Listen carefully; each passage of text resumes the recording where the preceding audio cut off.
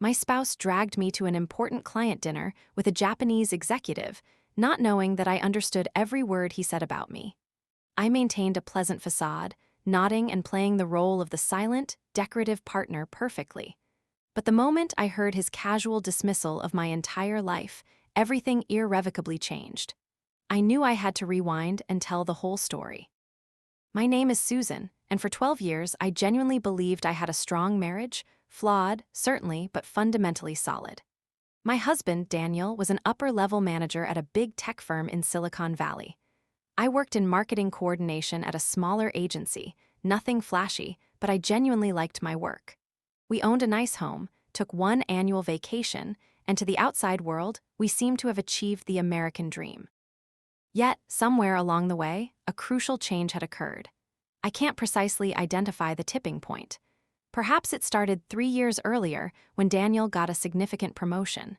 Or maybe it was such a slow erosion that I didn't recognize I was already in a different relationship until it was too late. Daniel became increasingly busy, more self-important, at least according to him. He stayed late, traveled for industry events, and when he was home, he was either absorbed in his phone or too exhausted to engage. Our interactions became pure logistics. Did you collect my tailoring? Remember the weekend dinner with the Millers? Can you organize the landscapers? I'm swamped. I rationalized it as normal. This, I told myself, was simply what a decade of marriage looked like. The initial excitement fades, predictability takes over, and you simply endure. I suppressed the deep-seated loneliness that settled over me during the quiet evenings when he was walled off in his study, leaving me watching mindless television. Did I really want to spend the rest of my life feeling like an afterthought?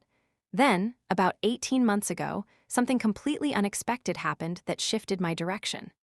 Scrolling on my phone one night, unable to sleep, I saw an advertisement for a free trial of a language application: Japanese. In college, I had taken one semester, back when I was a different person with entirely different aspirations. I had fallen in love with it, the structure, the beauty, the entirely new perspective it offered on the world. But then I met Daniel, got married, started my career, and that passion was shoved into the box marked youthful, impractical pursuits. That night, lying awake next to my husband's steady breathing, I downloaded the program, simply curious to see if I retained anything. I remembered more than I thought. The phonetic alphabets returned easily, and within weeks I was consumed. Every evening, while Daniel worked late or watched business news, I would sit at the kitchen island with my headphones, diligently completing lessons. I started listening to a podcast for learners, watched Japanese television shows with subtitles, and eventually without them. I never told Daniel. Not because I intended to keep it a secret, but because I had learned not to mention anything he would immediately dismiss. 3 years prior, I had suggested enrolling in a digital photography course. He had laughed, not cruelly, but in a way that made me feel utterly insignificant. "Susan, you use your phone for pictures like everyone else. Why waste time and money on a class?" After that, I learned to keep my personal interests quiet. It was simpler than defending them. So Japanese became my sanctuary, my secret, private accomplishment, and I excelled at it. I practiced daily, sometimes for 3 hours straight. I met with online tutors, joined virtual study groups, and even began reading elementary novels.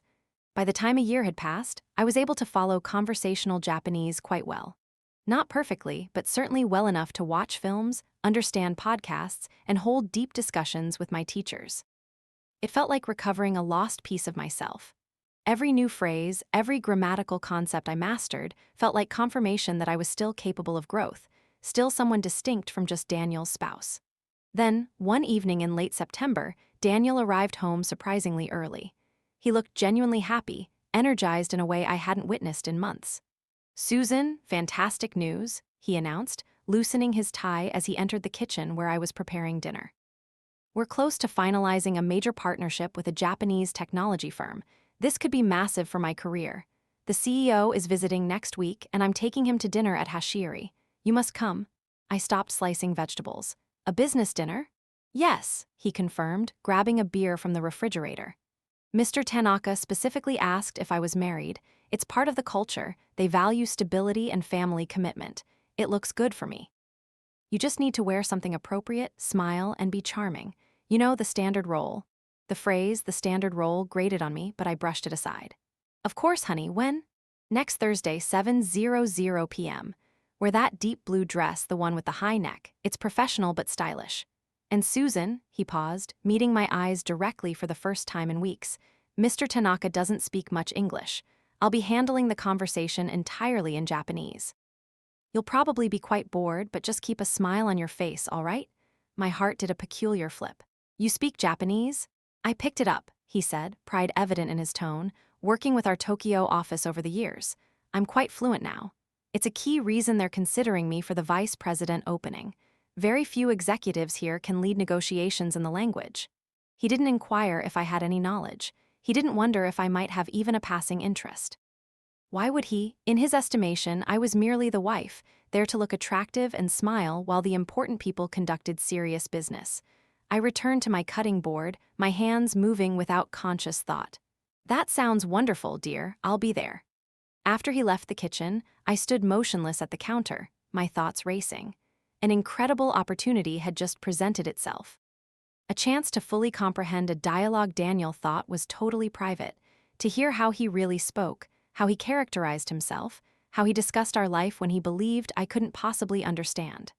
Part of me felt guilty for considering such eavesdropping, but an even larger part, the self that felt increasingly irrelevant in my own marriage, desperately needed to know the truth. The next 7 days felt interminable. I dedicated every free moment to revising my professional Japanese lexicon, practicing respectful speech patterns, ensuring I could follow a high-stakes conversation. I had no idea what I expected to hear. Maybe nothing dramatic. Perhaps I was overthinking everything, imagining trouble where none existed. Thursday arrived. I wore the dark blue dress he requested, paired with sensible heels and minimal jewelry. Looking in the mirror, I saw precisely what Daniel desired, a presentable spouse who wouldn't be a liability in front of a significant client. The restaurant in downtown San Francisco was sleek and expensive. We arrived early. Daniel checked his reflection in his phone screen, adjusting his tie. Remember, he instructed as we walked in, just be agreeable. Don't attempt to join the business discussions. If Mr. Tanaka speaks to you in English, keep your answers extremely brief. He needs to remain focused on the deal. I nodded, swallowing the bitter pill of his condescension. Mr. Tanaka was already seated when we approached. He stood up to greet us. They exchanged formal pleasantries in Japanese. I offered an appropriately oblivious smile and slid into the chair Daniel held for me. The conversation began in English, light, superficial remarks. Mr. Tanaka complimented the venue, mentioned his hotel, and inquired about our lives. Then they effortlessly switched into Japanese. Daniel's command of the language was undeniable. I had to give him that. He spoke fluidly, confidently, clearly at ease. They covered quarterly projections and product specifications. I sat silently, sipping my sparkling water, occasionally offering a quick, compliant smile when they glanced my way, performing my prescribed role. Then Mr. Tanaka leaned slightly in my direction and spoke something I understood completely, a polite question about my employment. Daniel answered for me before I could even pretend to hesitate. In Japanese, he stated, "Oh, Susan works in marketing, but it's just a minor firm. Nothing substantial. More of a way to pass the time, really. She mainly handles the running of our home." I kept my expression completely blank, but inside something fractured. A way to pass the time. I had worked in my field for 15 years, yet he had just dismissed my entire profession as a mere distraction. Mr. Tanaka nodded politely, choosing not to press the issue. The dinner proceeded. Exquisite courses arrived. I ate slowly, remained quiet, and listened. Daniel was different in Japanese, more aggressive, more self-congratulatory. He inflated his contributions to various projects and positioned himself as far more crucial to the company's success than he actually was. The Daniel speaking Japanese was a significantly embellished version of the man I lived with. Then the dialogue turned. Mr. Tanaka brought up the necessity of family support for high-pressure careers. Daniel let out a short laugh, a sound that instantly chilled me. "To be truthful," Daniel replied in Japanese, his tone radiating casual contempt, "my wife doesn't genuinely grasp the corporate world. She's content with her domestic life. I manage all the critical decisions, the money, the future planning. She's essentially there for optics. She keeps the house tidy, looks presentable at occasions like this. It works well because I don't have to worry about a partner who is overly demanding of attention or has personal ambitions that conflict with mine." I gripped my water goblet, trying to breathe normally. Mr. Tanaka responded with a non-committal hum. I focused on his face, noticing a flash of discomfort. Daniel buoyed by the sake, then switched tracks entirely. The VP role is practically secured, and after that I'm aiming for the C-suite within 5 years. I've been maneuvering meticulously. My wife isn't aware yet, but I've been moving certain financial resources around, establishing some overseas accounts. Just smart planning. If my career requires a sudden relocation, I need the agility to act fast without being constrained by joint accounts or requiring her signature on everything. My blood ran cold. Offshore accounts, financial manipulations. I sat there, a serene smile plastered on my face while my husband casually disclosed he was preparing for a future where I would have zero access to our shared funds. Then came the final hammer blow. Mr. Tanaka asked something about the stress of Daniel's position. Daniel's laugh was brittle and ugly. I have my escapes. There's someone at the office, Jessica. She's in finance. We've been seeing each other for about half a year now. My wife has absolutely no clue. Honestly, it's been beneficial. Jessica understands my ambition. We discuss strategy, make plans. It's a breath of fresh air after coming home to someone whose deepest concern is dinner. I remained absolutely motionless. My facial muscles felt paralyzed. Internally, I was disintegrating. I watched my hand. My fork slipped against the porcelain plate. Just once. Daniel didn't notice the small, metallic sound, but Mr. Tanaka did. He looked at me, a flicker of understanding passing between us. 12 years of marriage, and this was his honest opinion of me. This was what he said when he thought I couldn't understand. Affair, hidden accounts, calling me too simple, reducing me to a decorative object. A cold, clear determination replaced my pain. Mr. Tanaka was visibly uncomfortable. He politely wrapped up the business discussion. We exchanged farewells in the lobby. Mr. Tanaka bowed deeply to me and said in measured English, "It was a pleasure to meet you, Mrs. Susan. I wish you well." That genuine sympathy in his eyes confirmed he knew exactly what had transpired. The drive back was silent. Daniel seemed extremely satisfied. "That was productive," he said. "I think the deal is secured."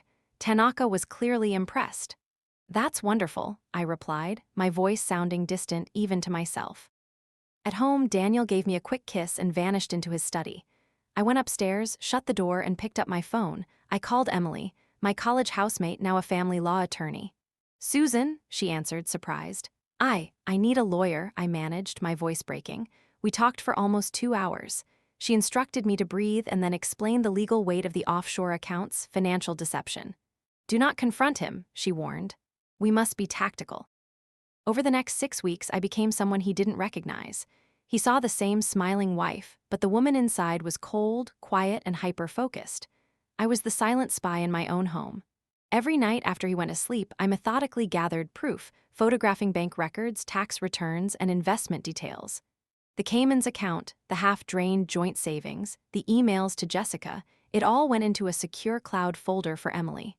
I stayed quiet. And I let the clock run out on his lies. We were ready. Emily filed the divorce petition Thursday afternoon.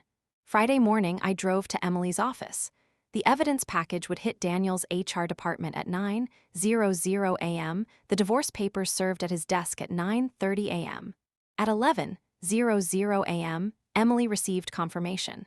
Papers served. Evidence acknowledged. Daniel's employer had immediately placed him on administrative leave pending investigation. "How do you feel?" Emily asked. "Terrified," I admitted, "but absolutely right." I stayed at Emily's house that night. Daniel called 47 times that first day, confused, enraged, pleading. I didn't listen to them.